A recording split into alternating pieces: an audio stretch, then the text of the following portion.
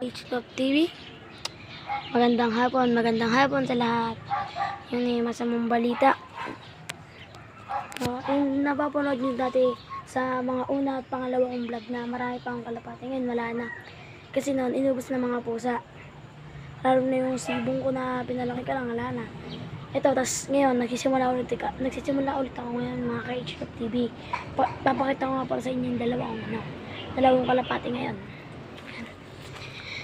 Yan mga ka-H-Love TV, yan nga pa rin dalawang kalapate. Ayan si Nace. Kasi yung una kong kalapate na si Sin, binaligtad ko yung pangalan sa kanya.